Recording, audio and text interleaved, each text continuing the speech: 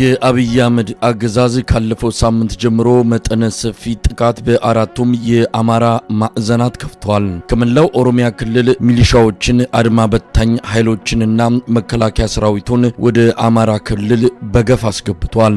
ለአቅመ ጦርነት ያልደረሱትን ሕፃናትን ጨምሮ በ10 ሺዎች የሚቆጠሩትን ከቀየ መንደራቸው እያፈሰ በየማሰልጠኛ ካምፖች ልኳቸዋል። ያልታወጀው ብሔራዊ ውትድርና በኦሮሚያ ክልል በተግባር እየተፈጸመ ነው።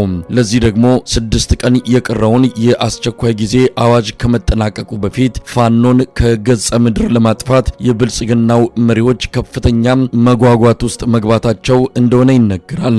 ከኦሮሚያ ብቻ ሳይሆን ከሌሎች ክልሎችም ሰራዊት አምጡ ተብለው ወደ አማራ ክልል እንዲገቡ እየተደረገ ነው። አብይ አህመድ ከግንቦት 30 በፊት የአማራ ክልሉን ጦርነት በድል ካልቋጨው መጪው ጊዜ እጅግ ፈታኝ እንደሚሆንበት በግልጽ ተረድቶታል። የጦር ሹማምንቶቹን ጠርቶ ሰማይን ዝቅ ምድርንም ከፍ አድርጋችሁም ቢሆን ፋኖን በ2 ሳምንት ውስጥ ከእግሬ ስር አንበርክኩልኝ ብሎ ካዘዛቸው 1 ሳምንት አልፎታል። አሁን ነገሮች እየተለዋወጡ ነው። የገቡት እየወጡ አይደሉም። ለ4 ኪሎ ቤተ መንግስት የሚደርስ የድል ዜና ከአማራ ክልል የውሃ ሽታ ሆኖ ቀርቷል። በአንጻሩ የአማራ ፋኖ አመራሮች ኃላፊነት የሚሰማው መግለጫ እየሰጡ ነው። የአብይ አህመድ መስመር የጥፋት ነው። ይህንን የዘመኑን ፈርዖን ለመጣልና ሀገራችንን የሁላችን እንድትሆን በጋራ እንታገል ሲሉ ጥሪ እያቀረቡ ይገኛሉ። ከጎጃም፣ ከጎንደር፣ ከወሎና ከሸዋ የፋኖች መልእክት ለመላው ኢትዮጵያውያን እየደረሰ ነው። ከነዚህም አንዱ የአማራ ፋኖ የጎንደር እዝ የጀነራል ኃይሌ መለስ ክፍለ ጦር ይገኝበታል። ክፍለ ጦሩ ከዛሬ ቅዳሜ ጀምሮ በመላው ጎንደር የተሽከርካሪ እንቅስቃሴ ላልተወሰነ ጊዜ ገደብ መጣሉን አስታውቋል። ለኦሮሞ ተወላጆች ለየክልሉ አድማ በታኝና ሚሊሻ ኃይሎች የጀነራል ኃይሌ መለስ ክፍለ ጦር በአንከር ሚዲያ በኩል ጥሪው እንዲደርስ አድርጓል። የክፍለ ጦሩ አዛዥ ሻለቃ አበበ መልኬ ጊዜው አሁን ነው ይላል። አብራችሁን ቆዩ።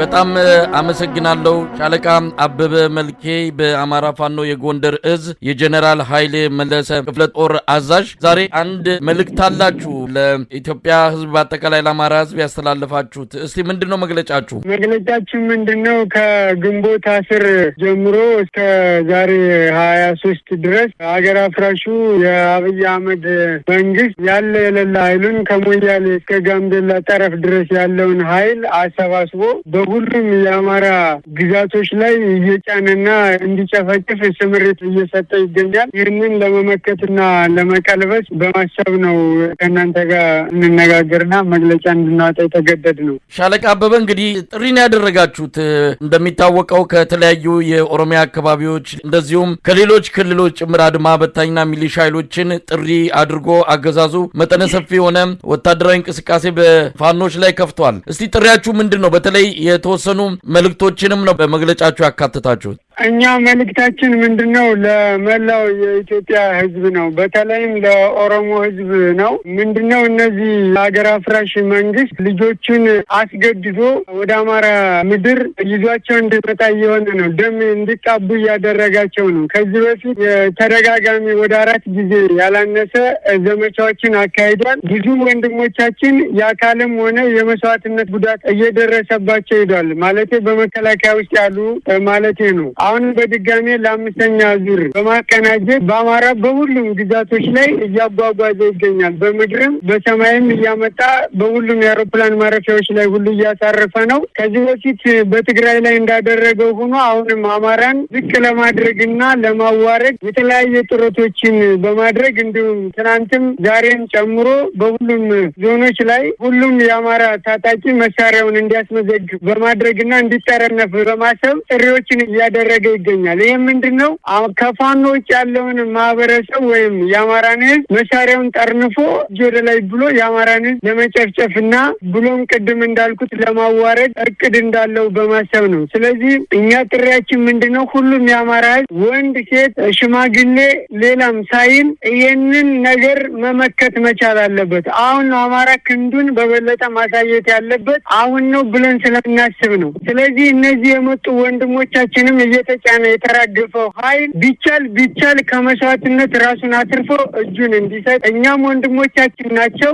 ልክ ከዚህ ቀደም እንዳደረግነው ሁሉ ተንከባክበን በአግባቡ እንዲመለሱ እናደርጋለን። እነሱም በመግደል የሚመጣ ውጤትም እንደሌለ ስለምናውቅ ከዚህ በፊትም ያደረግናቸው እንደዚህ ናቸው። ይምጣ ይጫን ያራግፈው ችግር የለም፣ ግን ለአማራ ህዝብ እጃቸውን መስጠት አለባቸው። ካልሆነ ግን የከፋ እንደሚሆን ፋኖም በዚህ ልክ የተዘጋጀን እንደሆን እንዲያውቁ ሁሉም ክፍለ ጦሮች ዝግጁ እንደሆኑ፣ ሁሉም ብርጌዶች ዝግጁ እንደሆኑ በአስፈላጊ በማያውቁት መሬት በማያውቁት መልካም ምድር ነው ሂዱ እያሉ እለቁ እያለ እየሰደዳቸው ያለ። ስለነዚህ ወገኖችም ነፍስ ያስጨንቀናል። ከዚህ በፊትም እንዲረግፉን ያደረጋቸው እንደ ቅጠል። ስለዚህ አሁንም ይህን አውቆ የኢትዮጵያ ህዝብ በተለይ ጫና እንዲያሳድር ነው እኛ መልእክታችን። የአማራ ህዝብ ደግሞ የጥቃት ሰለባው ሊሆን ነው። በምድርም በሰማይም በሌሎችም ሊጨፈጭፈው እንደመጣ አውቆ በሁሉም አካባቢ የመጣውን ኃይል በያለበት ማስቀረት አለበት። አዋርዶ መመለስ አለበት። የአብይ አህመድን አፍራሽ ሰራዊት ማለት ነው። ከዚያ ውጭ አድማ በታኝ ሚሊሻና ልዩ ኃይል መንገድ መሪ ሆኖ የሚያገለግለው ባንዳው ሆዳሙ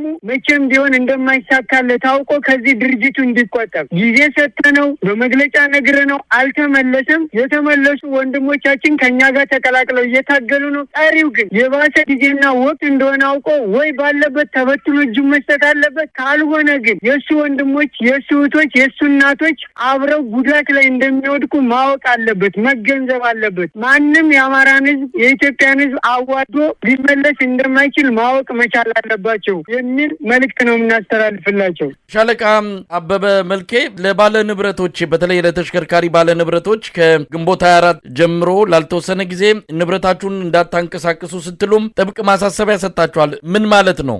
ይሄ ምንድነው ራሱ የአብይ አህመድ ያሰማራው ቡድን መቶም ሆነ አቃጥሎ በእኛ ሊያሳብብ ስለሚችል፣ ምክንያቱም እሱ ጀምሮታ ቀድሞ እኛም ነገሮችን ለማስተካከል ስንል የምንወስዳቸው እርምጃዎች ሊኖሩ ስለሚችሉ፣ ምክንያቱም ውጊያው ወደ ምን እንደሚቀየር አናጥም፣ እንዳመጣጡ ነው ሊቀየር የሚችለው። ስለዚህ መኪኖች ውስጥ ያሉ ሽማግሌዎች ሊኖሩ ይችላሉ፣ ህመምተኞች ሊኖሩ ይችላሉ፣ ወላዶች ሊኖሩ ይችላሉ፣ ሌሎች መድኃኒት ተጠቃሚዎች ሊኖሩ ይችላሉ። እነዚህ እንዳይጎዱ መንገድ ላይ ለማድረግ ነው፣ ከዚያ ውጭ ለሌላ አይደለም። በዛም ልክ ፊት እያደረገ ከዚህ በፊት እንዳደረገው ምን ያደርጋል? እሱ መንገድ ላይ ሲያልፍ የህዝብ መኪኖችን ፊት ላይ ያስቀድማል፣ ከኋላ ያደርግና እሱ መሀል ላይ ይጓዛል፣ ሰራዊቱን አድርጎ ማለት ነው። ስለዚህ እንደ መደራደሪያም እየተጠቀመበት ስለሆነ መኪኖችን እንዲያቆሙ፣ መኪኖቻቸውን በየቤታቸው እንዲያቆሙ ነው። ከዚህን ትዕዛዝና ይህን ሁኔታ ግን አልፎ የተገኘ እኛ ኃላፊነት እንደማንወስድ ወይም ደግሞ በእኛ ላይ ማማረር